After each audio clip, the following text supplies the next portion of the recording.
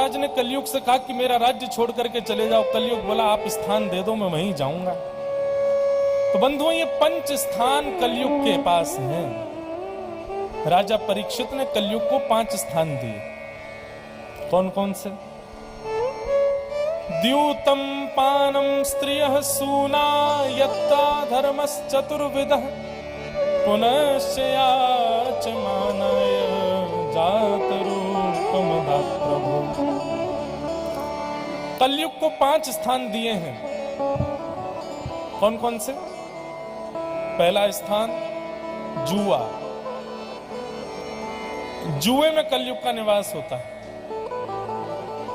अच्छा, हम कथाओं में कहा करते हैं जुए का मतलब केवल ताश खेलना, उसमें पैसा लगाना नहीं होता। वो तो जुआ है ही, पर जुए का एक अर्थ ये भी होता है आप पैसे को जहां कहीं भी दांव पर लगाओगे वो सब जुआ कहलाएगा। जैसे कई लोग शर्त लगाते हैं, 500 रुपए की शर्त लगा लो, बारिश होगी कि नहीं होगी? बोलो होगी। लगी 500 की शर्त, ये भी जुआ है। आप लक्ष्मी को जब जब दांव पर लगाओगे तब तब जुआ माना जाएगा। लक्ष्मी को कभी दांव पर मत लगाइए। लक्ष्मी साक्षात हमारी मां है, मां को कोई दांव पर लगाता है?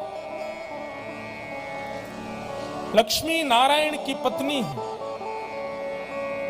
और नारायण की पत्नी को यदि दांव पर लगाओगे तो नारायण तुमको छोड़ेंगे? कभी नहीं छोड़ सकते। किसी की पत्नी को दांव पर लगाओगे उसका पति जान से मार देगा, और तुम नारायण मतलब जगत नियंता जगदाधार जगदीश्वर की पत्नी को दांव पर लगा रहे हो, जीवन कैसे सुखी हो जाएगा? और माफ कीजिएगा, यदि कोई व्यक्ति जीवन भर जुआ खेलते खेलते निकल गया, उसके जीवन में कोई कष्ट नहीं आए तो उसकी आने वाली पीढ़ी में कष्ट आएंगे, वंश में कष्ट आएगा, लेकिन कष्ट आएगा जरूर। तो सबसे पहला कलयुग का निवास कहां है? द्यूतम, जुए में। इसलिए भैया कभी भी ये 5 स्थान यदि आपने छोड़ दिए जीवन में, इन 5 जगहों पर यदि आप नहीं गए तो हम व्यासपीठ से दावा करके कहते हैं कि आपको कलयुग स्पर्श नहीं करेगा। आप कलयुग में रहते हुए भी सतयुग में जी रहे हो, ऐसा मान लीजिएगा, यदि इन 5 स्थानों से बच गए तो।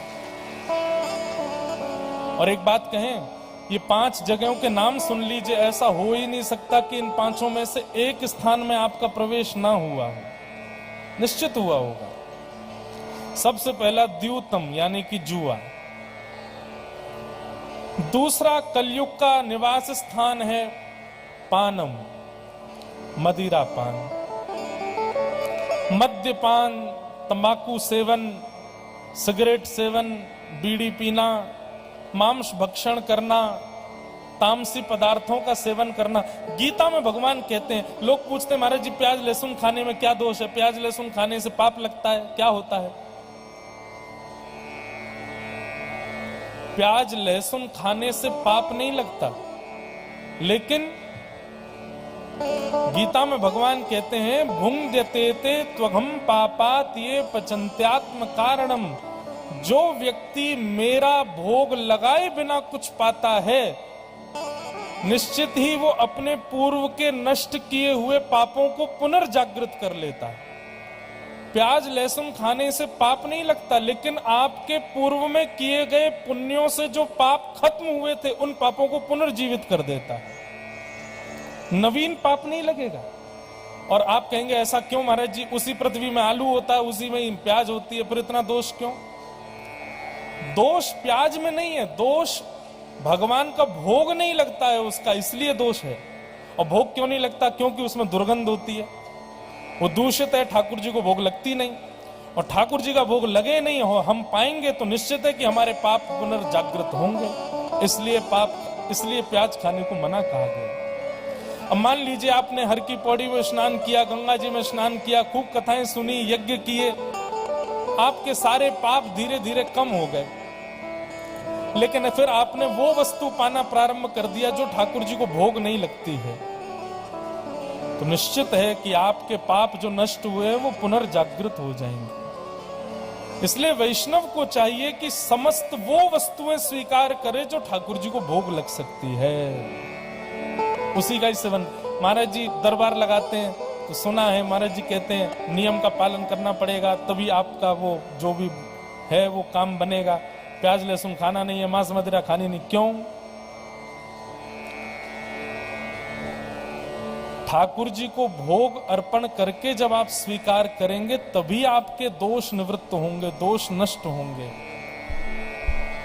इसलिए यदि खाते हैं आप, दोष नहीं है उसमें, लेकिन हाँ इतना दोष जरूर है कि पूर्व के जो आपके पाप हैं जिनको आप नष्ट कर चुके हो वो पुनर्जागृत हो जाएंगे, वो फिर से बढ़ने लगेंगे। इसलिए भैया अच्छा हम ज्यादा जोर दे रहे हैं प्याज लहसुन और इन सब पर, लेकिन इससे भी ज्यादा बुरा क्या है? इससे भी ज्यादा बुरा है मदिरा सेवन, इससे भी ज्यादा बुरा है तंबाकू सेवन, इससे भी ज्यादा बुरा है बीड़ी सिगरेट का सेवन। 3 इंच की होती है सिगरेट, कितनी? 3 इंच की। और हमारा शरीर होता है 3 मन का। 3 मन के शरीर को 3 इंच की सिगरेट चिता पे लिटा देती है। बताओ कौन बलवान ज्यादा हो? 3 इंच की सिगरेट बलवान है। 2 इंच का पाउच होता है तंबाकू का, नित्य खाने वाले व्यक्ति को चिता पर लिटा देता है। बताओ 70 किलो का आदमी बलवान है कि वो 2 ग्राम का पाउच? 2 ग्राम का पाउच। आपने कभी तंबाकू की खेती देखी? हाथ ऊपर करो जिसने तंबाकू की खेती देखी हो। 4-5 लोगों ने देखी है। बस गुजरात तरफ बहुत होती है, मध्य प्रदेश में होती है? नहीं होती।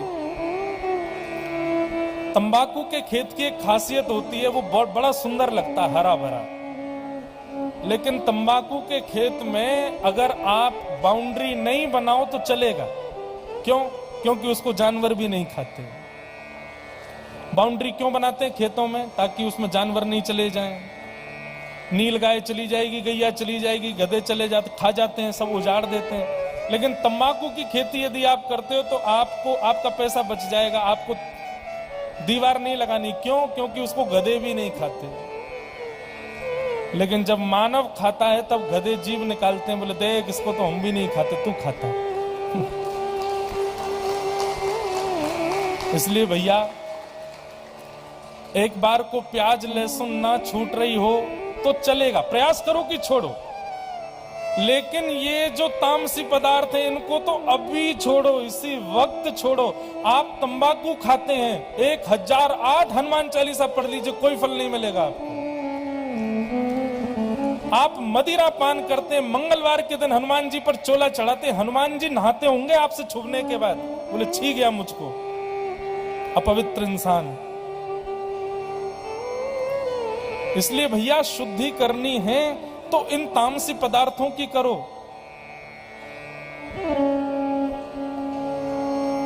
ठाकुर जी की प्रसादी का पान खा सकते हो, मुख शुद्धि ले सकते हो, लेकिन तंबाकू नहीं, बीड़ी नहीं, सिगरेट नहीं, मदिरा नहीं। आजकल तो लोग कैसे कैसे नशे करते हैं। दिल्ली, बंबई आदि शहरों में, मेट्रोपॉलिटन सिटीज में सफेद सफेद पाउडर उसको नाक से सूंघ लेते हैं लोग। नए नए तरीके के तंबाकू खाते हैं। कई लोग पूरा मुंह भर के खाते हैं, कई लोग ऐसे दबा के उसको जीभ के नीचे दबा के खाते हैं। एक और है, वो कई लोगों को हमने देखा है, वो तंबाकू का ही मंजन करते हैं, तंबाकू का ही मंजन करते हैं। कैसे कैसे नशीले पदार्थों को जीवन में लाते। अच्छा एक और बात, कई लोग कहते हैं महाराज जी छूट नहीं पा रहा हमसे। कितनी बड़ी बना, पति के लिए पत्नी अपने कई स्वभाव को छोड़ देती है, पत्नी के लिए पति स्वभाव को छोड़ देता है, बच्चों के लिए माता पिता बदल जाते हैं, माताओं के लिए बच्चे बदल जाते हैं, लेकिन ठाकुर जी के स्वभाव, व्यवहार और धर्म के लिए हम इन दूषित पदार्थों को नहीं छोड़ सकते। माफ कीजिएगा, एक बात, मेरी बात सुनिए। यदि आप इन दूषित पदार्थों को छोड़ नहीं पाते हैं तो कथा में मत आया कीजिए। जब इतना सा त्याग आपके जीवन में नहीं है तो फिर क्या करेंगे आप? इतना अपनी जीव पर आपको कंट्रोल नहीं है कि हम इस चीज को छोड़ दें, क्या करेंगे फिर?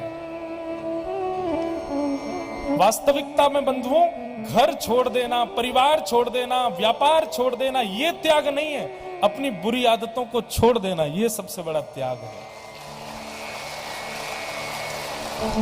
यहां पर एकादशी का व्रत कितने लोग करते हैं? हाथ ऊपर करो। और मंगलवार का व्रत कितने लोग करते हैं? सोमवार का पूरे पंडाल में हाथ तो उठे ही नहीं है, मतलब व्रत कम करने वाले लोग कम। बहुत सावधानी से सुनो, हमारी एक बात सुनो। अगली एकादशी पर, अगले मंगलवार पर, अगले सोमवार पर हमारी व्यासपीठ की कई एक बात मानिएगा। आपकी जो बुरी आदतें हैं, आपके जो व्यसन हैं, उसका व्रत कीजिएगा। समझ में आ रही है बात? आपके जो दुर्व्यसन हैं, जिन व्यसनों से आप बिगड़ रहे हो, उस व्यसन का व्रत कीजिए एकादशी पर, मंगलवार पर। कई लोग मंगलवार का व्रत करते हैं, हनुमान जी को प्रसन्न करना है। क्या नहीं खा रहे हैं? बोले रोटी नहीं खा रहे हैं, चावल नहीं खा रहे हैं, कुछ नहीं खा रहे हैं, पूरे दिन भूखे रह रहे हैं, लेकिन तंबाकू नहीं छूट रहा है, तंबाकू चल रहा है। मदिरा नहीं छूट रही है, वो तो चली रही है। अच्छा, केवल मेरा अभिप्राय केवल प्याज लहसुन इन सब से नहीं है। किसी व्यक्ति के अंदर क्रोध रूपी अवगुण है, उसको क्रोध बहुत जल्दी आ जाता है। किसी के अंदर चिंता रूपी दुर्गुण है, छोटी छोटी सी बातों की चिंता करता है। किसी के अंदर अहंकार है, राग द्वेष अभिनिवेश अहंता ममता, ये सारे दोष हैं हमारे। इन दोषों का व्रत करो एकादशी पर, मंगलवार पर, सोमवार पर, तो आपके ठाकुर जी जल्दी प्रसन्न होंगे।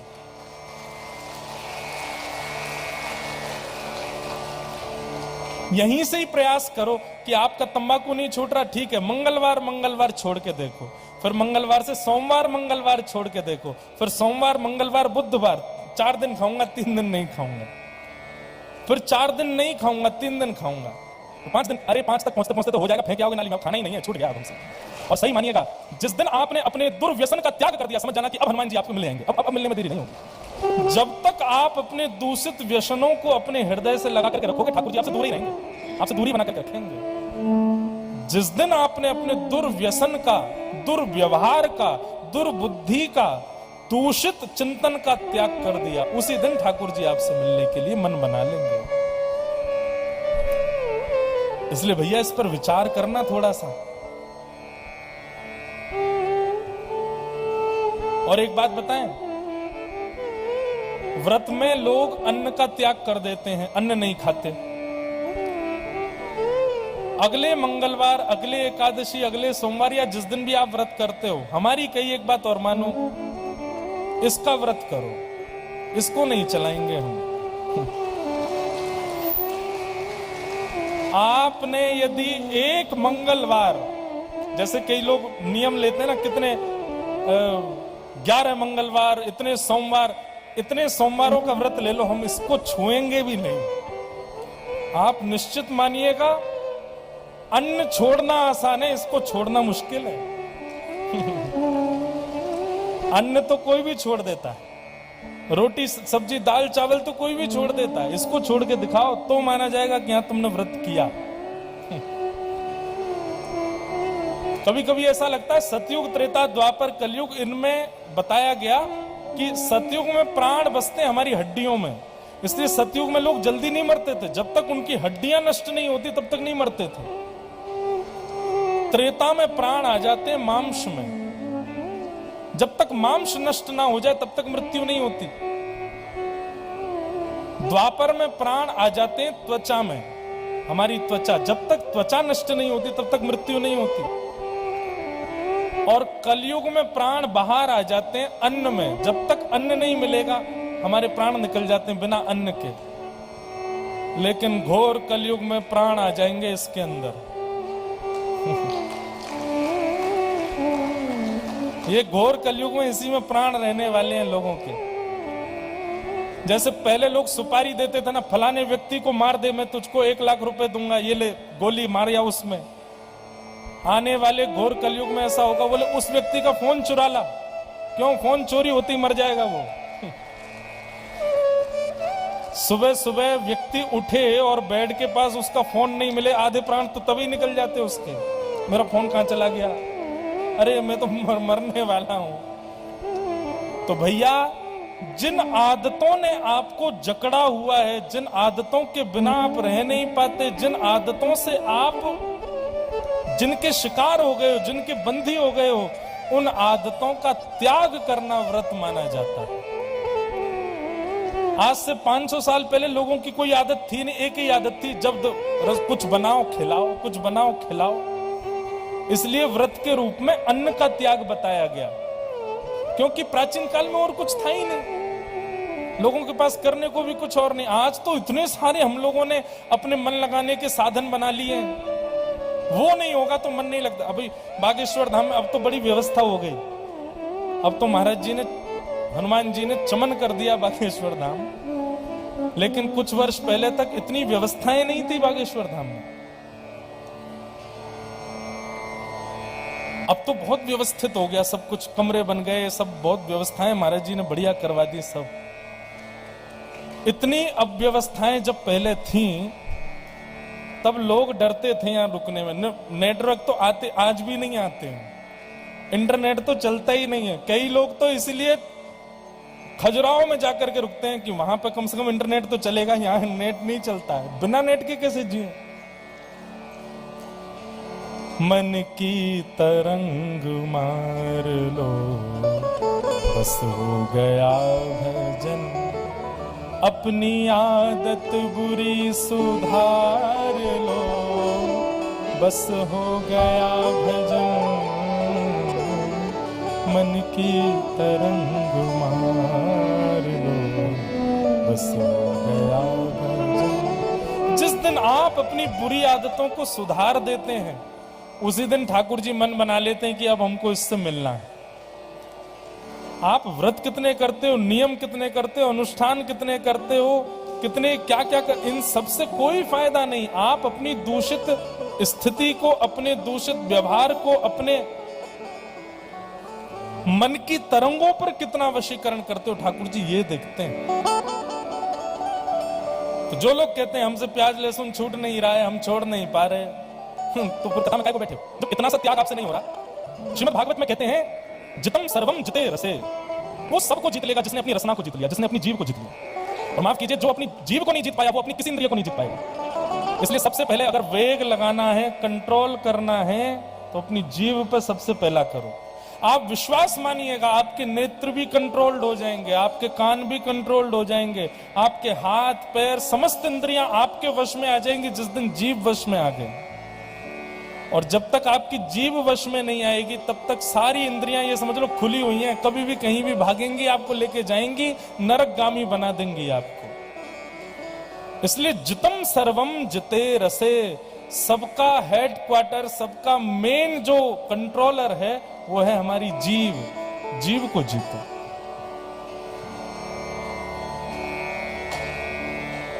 तो द्यूतम यानी कि जुए में कलयुग का निवास है। दूसरा बताया पानम, मदिरा पान करने वाला, मांस भक्षण करने वाला, भक्ष खाने वाला, तामसी भोजन करने वाले पर भी कलयुग का प्रभाव होता है। एक प्रकार से ऐसा कहते हैं चटोरा व्यक्ति जो होता है, बहुत चटोरा, उस पर भी कलयुग का पूर्ण प्रभाव होता है। जो अपने जीव के चटपने के लिए कुछ भी खाता है, कहीं भी भागता है, ऐसा व्यक्ति ठीक है, साल में हफ्ते में एक दिन चीट डे होता है, एक दिन आप चीट कर सकते हो, कुछ भी खाओ जो आपका मन करे, लेकिन बाकी के दिन अपने मन को वशीकरण करके रखो। हमारे पूज्य पिताजी महाराज कथा में कहते हैं, देखना इंद्रियों के ना घोड़े भगे, इनमें हरदम जो संयम के कोड़े पड़े, अपने रथ को सुमारग लगाते चलो, कृष्ण गोविंद गोपाल गाते चलो। सुख में फूलो मती, दुख में भूलो मती, प्राण जाए मगर नाम भूलो मती, काम की वासना को मिटाते चलो, कृष्ण गोविंद गोपाल गाते चलो। जब कभी भी आपको ऐसा लगे कि आपकी जीव कोई चटपना मांग रही है, तुरंत श्री कृष्ण गोविंद हरे मुरारे हे नाथ नारायण वासुदेव कीर्तन करना शुरू कर दो, जीव अपने आप वशीकृत हो जाएगी। जैसे ही लगे कि आंखें मटक रही हैं, कहीं दूषित स्थिति की ओर जा रही हैं, तुरंत नेत्र बंद करो, श्री कृष्ण गोविंद हरे मुरारे हे नाथ नारायण वासुदेव। जैसे लगे कि कानों को दूषित बात सुनने की इच्छा हो रही है, चुगली सुनने की इच्छा हो रही है, श्री कृष्ण गोविंद हरे मुरारे हे नाथ नारायण वासुदेव। अपनी इंद्रियों के इन वेगों को जब वो भागती हैं दूषित स्थिति की ओर, उस समय कीर्तन करके रोकने का प्रयास करो। जैसे ही लगे कि अब हमारा मन दूषित काम की ओर भाग रहा है, तब हनुमान चालीसा का पाठ करो, हे हनुमान जी हमारे मन को सुधारो, हमारे मन को रोको, ये मन भाग रहा है वहां की ओर। ऐसे करके अपना जीवन व्यवस्थित कीजिए। तो पहला स्थान कलयुग का है जुआ, दूसरा स्थान कलयुग का है मदिरा पान और तामसी वस्तु का सेवन। तीसरा कलयुग का स्थान है द्यूतम पानम स्त्रिय, पर स्त्री और पर पुरुष का संग। विवाह के पश्चात अन्यत्र किसी के प्रति भाव प्रकट होना, इसमें कलयुग का निवास है। बंधुओं, प्रभु श्री राम जी की दृष्टि के विषय में बताया जाता है कि विवाह के पश्चात राम जी की दृष्टि कैसी है कि अपने से छोटी यदि किसी कन्या को देखते हैं तो उसको बहन मानते हैं, अपने सम की कन्या को भी बहन मानते हैं और अपने से बड़ी को मातृ रूप में देखते हैं। इसके अतिरिक्त राम जी ने किसी दृष्टि से देखा ही नहीं किसी को। और एक बात कहें आपको, इतना संयमी होना भी एक बहुत बड़ा तप है। और ऐसा संयमी व्यक्ति जो एक पत्नी व्रती है, या ऐसी संयमी नारी जो एक पति व्रता है, वो यदि भजन ना भी करे, व्रत ना भी करे, यज्ञ ना भी करे, अनुष्ठान ना भी करे तो भी चलेगा। वो व्रत यज्ञ अनुष्ठान करने वालों के समान ही श्रेष्ठ मानी जाती है, क्योंकि वो पतिव्रता है, वो पत्नी व्रत है। हम लोग धाम आते हैं, हम लोग वृंदावन जाते हैं, तीर्थों में जाते हैं, कथाएं सुनते हैं, इसका प्रभाव क्या है हमारे ऊपर कि हम संयमी बने। हम तिलक लगा के धार्मिक बन जाएं, चोटी रख के धार्मिक बन जाएं, धोती पहन के धार्मिक, ये धार्मिक नहीं होता है। ये तो रावण भी करता था, ऐसी स्थिति तो रावण की भी थी।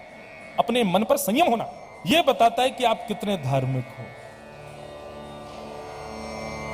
यह बताता है कि आप कितने भगवत कथा और तीर्थ धामों के अनुयायी हो।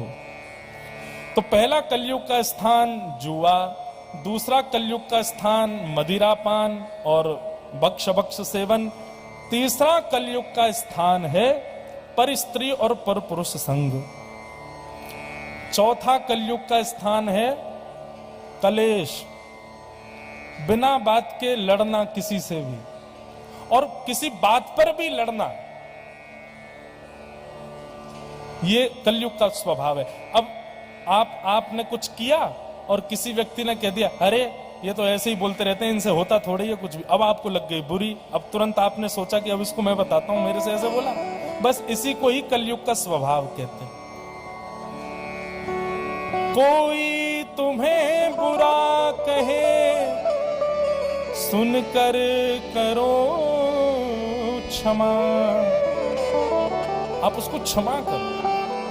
अपनी वाणी का स्वर संभाल लो, बस हो गया भजन।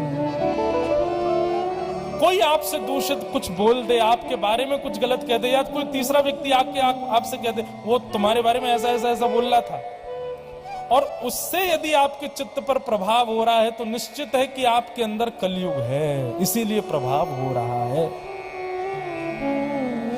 कुछ लेना ना देना, मगन रहना। कोई कितना भी बुराई करे, आपको उससे कोई दिक्कत ही नहीं होनी चाहिए। मतलब सीधी बात, कलेश से जो स्वयं को बचा करके रखता है उसको कलयुग नहीं छूता। बंधुओं, वैष्णव का स्वरूप होता है, भक्त का स्वरूप होता है कि वो विवाद से बचेगा। अगर कहीं विवाद प्रकट होने वाला होगा ना, तो वो वहां से मुंह फेर के चला जाएगा। वो सुन लेगा, वो मौन रह लेगा, वो सह लेगा, लेकिन वो लड़ेगा नहीं, वो विवाद नहीं उत्पन्न करेगा। हनुमान जी महाराज की पूंछ में आग लगा दी गई, जब तक कपड़ा बांधते रहे, जब तक सब करते रहे, हनुमान जी चुपचाप रहे, कुछ नहीं किया। लेकिन जैसे अग्नि लगी, उसके बाद में हनुमान जी कुछ नहीं कहते, लेकिन अग्नि की लपट इतनी तेज थी कि सब अपने आप ही दूर दूर हो गए, अपने आप ही भागने लगे। हनुमान जी महाराज बोले चलो वापस चला जाए। हनुमान जी तो वापस जा रहे थे, तो जिस रास्ते से आए थे उसी से वापस जाने के लिए निकले, तो पूरी लंका ही पार कर गए, सब जल गए अपने आप ही। हनुमान जी ने थोड़ी कुछ किया था। वैष्णव का स्वभाव नहीं है, वो विवाद नहीं करता। वैष्णव का स्वभाव है वो संवाद करेगा, वो विवाद नहीं करेगा।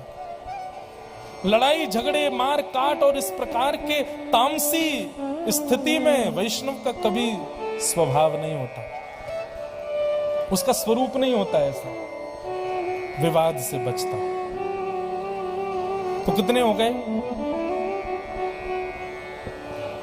द्यूतम पानम स्त्रियः सूना। द्यूतम यानी कि जुए में, पानम यानी कि अभक्ष सेवन में, स्त्री यानी पर स्त्री पर पुरुष संग में, चौथा हमने क्या बताया था? सूना यानी कि हिंसा में, कलयुग का निवास। और पांचवा कलयुग का निवास है बिना मेहनत के कमाए गए धन में।